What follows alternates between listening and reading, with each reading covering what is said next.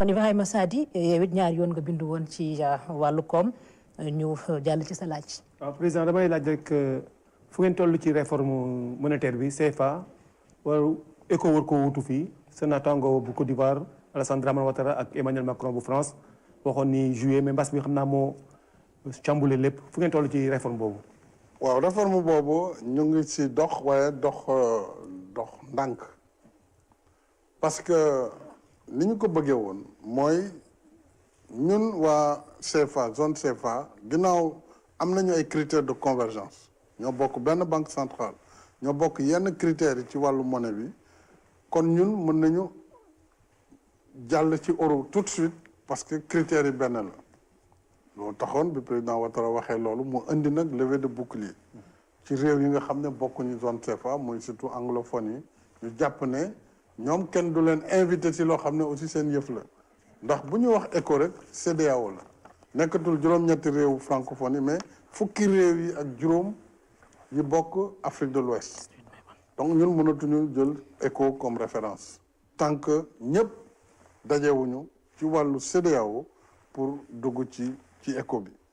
te am na aussi question yu bari yu ci des léegi nag ñu ngi xaar xam naa mbas mi élection yi amoon ci réew yu bare pour ñu toogaat ci wàllu UEMOA conférence des chefs d'État ñu xool diggante bi léegi de toute façon xaalis bi mooy dox am buñ ko nanguwul wax CFA moo fi nekk léegi CFA bi tam am na toujours garantie pour bañ mu daanu léegi nag d'ici euro di am ECO di am pardon fii ak ECO di am ci wàllu CEDEAO est-ce que dañuy tudd toujours CFA wala dañ koy wutal tur tuddee ko mbonaat wala lu ñu neex wala jiit wala lu ñu neex rek mais garder garantie yi nekkagum en attendant waa CEDEAO yi lëkkaloo ñun ñëpp nag ñu ànd dugandoo ci ECO bi donc foofu lañ ci toll moo tax aussi comme mbiru koppar la dañ ciy def ndànk parce que bañ ci def erreur buy indi par exemple d'évaluation wala yu mel noonu. ñu dem ci laaj bu mujj bi ci wàllu koom ba tey ñu baral rek kon Souleymane Niang yaay tëj ñaareelu pàcc bi ci wàllu koom ñu bàyyi la ak président. waaw président ci pétrole laa bëggoon wax muy domaine boo xam ne domaine coow la ma bëggoon d'abord laaj la sa réaction gannaaw bi procureur classé sans suite dossier Petrotim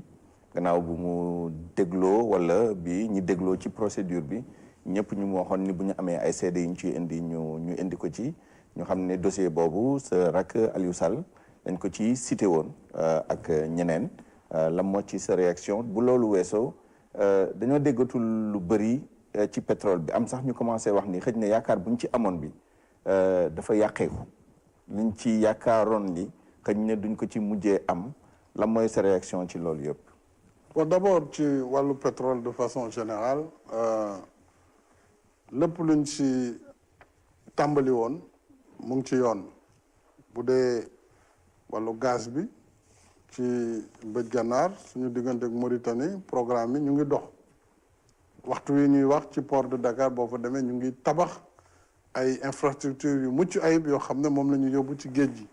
dafa fekk rek balaa ñu koy dugal ci géej yenn weer yi la muy mai juin à peu près wala juin et juillet ci la houle bi permettre travaux yooyu mën a am mbas mi tam amoon na tuuti conséquence décalé na à peu près de 12 mois waaye programme yi ñu waxoon yëpp mu ngi dox bu dee ci Sangomar la itam amul changement foofu tam amul retard boobu la Woodside yor mais xam nga chaque fois dafay am ku génn keneen dugg li ko waral tam mooy yi indi woon coow yi d'ailleurs ba ci Petrotim parce que ba mu jaayee woon waa société américaine bi tudd Cosmos ensuite BP c'est la coow li jóg or pétrole mbir la moo xam ne da ngay ñëw wuti ko mooy recherche bi boo wutee ba am faaw nga dem gas ko jëli ko mooy exploitation bi jaay ko doog ko mën a jëriñoo diggante bu si ne nag dafa laaj lu bare ci investissement fuñ si toll rek dafa am catégorie compagnie bu muy tollool ci dooleem ñii ñëw di wut si souvent ay aventuriers lañu ñoo xam ne ñoom gëree lañu mën nañ ñëw ci réew mi bu bëree yoo bu bëree danger bu bëree insécurité danañu ñëw wut permis dem commencer gëstu jël données yi suñu demee ba am lu baax tuuti ñu dem def li ñuy wax farming dem jaay ko potentiel bi su amee compagnie bu xaw a am doole bu gis ne lii am na potentiel day jënd permis bi jënd bi mooy dina rembourser kooku la mu defoon ak ñu xool nuñ koy defee loolu mooy dox partout dans le monde ba pare jël responsabilité obligation yi parce que dafa am droit et obligation kooku tam bu demee ba am découverte comme li Cosmos def ak Woodside léegi nag pour développer la muy laaj ci xaalis là par exemple ci nord bi rek c'est 5 milliards de dollars 5 milliards de dollars ça fait presque 2500 milliards de francs CFA presque moitié budget Sénégal pour ñu exploiter ko compagnie bi bu amul dooleem day obligé jaay ko major yi juróom la ñu ci àdduna bi juróom benn du ko passé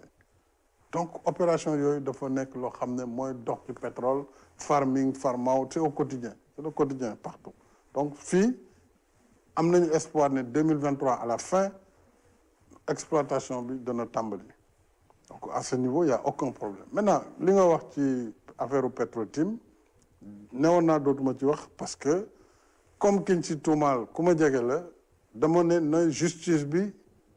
dox liggéeyam loolu yaakaar naa c'est la première fois quand même au Sénégal ku jege président de la République di frère am ñu accusé ko ñu ne que la justice clarifie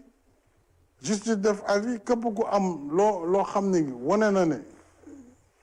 tolof am na si wala boog ndoxum am na si andi ko am na ñu dégg je pense que ci rapport ba ma gis mel na nu si li juge d'instruction parce que dafa am instruction du rek procureur c'est après il y a un juge d'instruction déglu ana dossier yu wane ne corruption am na wala concussion bu ko gisulee donc mënul inculper mënul tëj kenn si loo xam ne amul benn preuve donc loolu dañ ci war a plutôt sant yàlla ci Sénégal que déjà bu ñu ne dara am na te pétrole amagul dara amagul ñu dem ci ba justice je pense que njëriñ la te loolu intérêt Sénégal ñaareel bi man dama jël Sénégal dugal ko initiative bi wane ne lépp luñ fi génnee ci alal ci suuf si muy pétrole gaz or wala lépp luy génnee ci suuf at mu ne dinañ ko saytu par ay indépendant pas état bi ONG indépendante consultant indépendant ñu wone ñaata alal moo ci génn kan moom société yi ñu remonté loolu Sénégal kañ nañu si àdduna bi muy ITIE suñu rapport bi ñu ci am at mu ne léegi xam nañu lu bëre mu ngi doog a feeñ donc Sénégal dafa war a quand même xam ne am na progrès bu mag a mag ci wàllu transparence surtout en matière industrie extractive muy pétrole muy gaz mais nag pétrole bëri na coow waaye jàpp naa ne bu ñu tàmbalee exploiter ba nit ñi xam lii moo si suñu wàll lii lañ si am loolu ñu si am dinaa def loi mu ngi ci préparation nan lañ koy utiliser si budget bi ba nga xam ne du rek président daf koy neex rek jël pétrole daal di voilà def lu ko neex wala yokk salaire yi nu mu ko neexee wala voilà def yëfu dof déedéet mais dinañu teg bu baax a baax te ku bëgg a changer loolu foog nga dellu assemblée nationale donc askan bi yëpp di ko seetaan mais loolu dañ ñu si célébrer réew moo xam ne amagoo benn toq pétrole génn gu fi ak liñ fi wax yëpp kon ñun gëm naa ne duñu def erreur parce que y a tellement d'abord presse baa ngi fi une presse indépendante libre mais aussi société civile acteurs yi aussi gouvernement bi parlement bi donc je crois que vraiment nous sommes sur la bonne voie nañ di rafetal suñuy liggéey encore une fois gis nga damay wax léeg-léeg ci dëkk tubaab bi soo ñëwee restaurant pour ñu jaay la plat bi da ngay gis ñu naan la agneau de je sais pas ban dëkk tudd benn dëkk wala benn montagne ne xar mi ñax bi muy lekk ci montagne nangam la daal di ko rafetal wax ay wax ju rëy ci loo xam ne benn benn pooju xar la et cetera peut suñu gars yi da nga ñëw rek lomb doo xam ndax fu xar mi jógee mu lekk ngooñu Tamba wala Gossas mais ñoom dañ koy jox gëdd ñun nag loolu lañ dul def lu ñu am lu ne rek dañ ci xëpp ndox tuutil ko ñàkkal ko fayda waa kon ñun nañ la ñuy respecté vraiment il faut ñu fonk suñu bopp rafetal suñuy jëf ñoom bu ñu amee sax jafe-jafe da ngay gis ñu duñ si wax nga foog seen soldats yi fi ñu nekk dara du fa am te duñ ko wax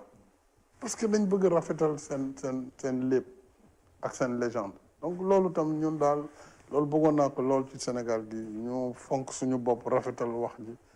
pour que mu jëm kanam